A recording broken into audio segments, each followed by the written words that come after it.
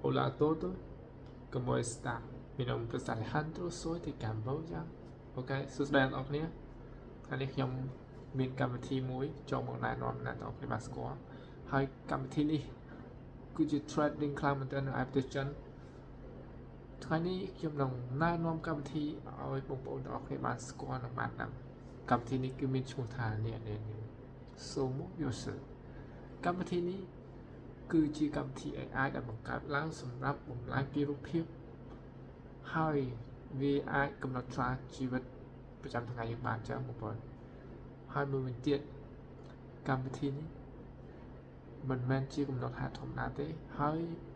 Somo គឺជាកម្មវិធីប្រើ AI ដើម្បីបង្កើតបំលែងជារូបភាពមួយដ៏ស្រស់ស្អាតទៅតាមអ្វីដែលយើងសរសេរឬក៏ពណ៌នាវាហើយនេះគឺជាមានន័យថាការប្រែក្លាយគំនិតនិងអារម្មណ៍របស់អ្នកប្រែក្លាយទៅជារូបភាពមួយដ៏អស្ចារ្យហើយនៅក្នុង app នេះវាមានសម្រាប់សំខាន់4យ៉ាងទី1ទី1វាកត់ត្រាព្រឹត្តិការណ៍ប្រចាំថ្ងៃបានទី2វាបង្កើតរូបភាព AI ច្រើន style ច្រើនបែបទី3វាអាច record សំឡេងនិងមានលក្ខណៈងាយស្រួលសម្រាប់ឲ្យយើងប្រើប្រាស់ទី3វាអាចរក្សាទុករាល់អ្វីដែលយើង note នៅក្នុងកម្មវិធីនេះមិនឲ្យបាត់បង់ហើយមួយវិញទៀតហេតុអ្វី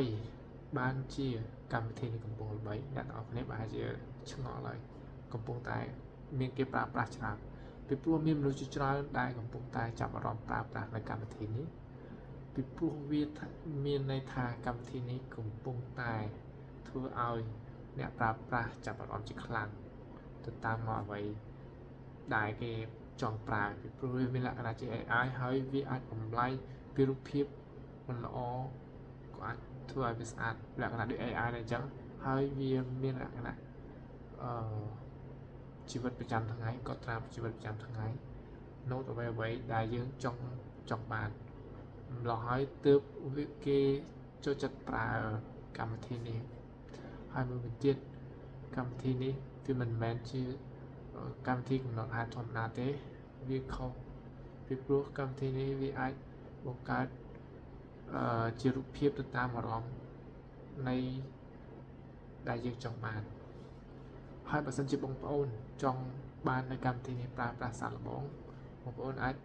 ចូលទៅ Google ឬក៏ Play Store App Store សេចពាក្យ Somo Yosu ទៅសេជាភាសាអង់គ្លេស pin ក៏វាចេញដែរបងប្អូន Somo ក៏វាចេញដែរហើយកម្មវិធីនេះនៅពេលដែលបងប្អូនdownload ហើយបងប្អូនគ្រាន់តែចុះឈ្មោះធម្មតាបង្កើត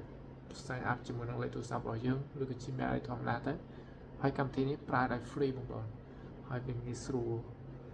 នៅពេលដែលយើងប្រើហើយយើង note នៅពេលវាមានលក្ខណៈងាយស្រួលជាពិសេសសំឡេងយើងអាច voice ជាសំឡេងបានទៀតវាស្រួលបែបនេះប៉ុន្តែចង់ឲ្យអ្នកទាំងអស់គ្នា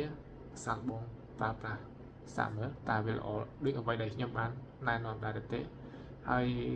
នៅពេលចុងបញ្ចប់ខ្ញុំចង់សួរអ្នកទាំងអស់គ្នាថាតើនៅពេលអនាគតកម្មវិធីនេះនឹងប្រែក្លាយជាកម្មវិធីមួយដ៏ពេញនិយមដែរទេតោះសូមខមមិនទាំងអស់គ្នាអូខេបាយបាយ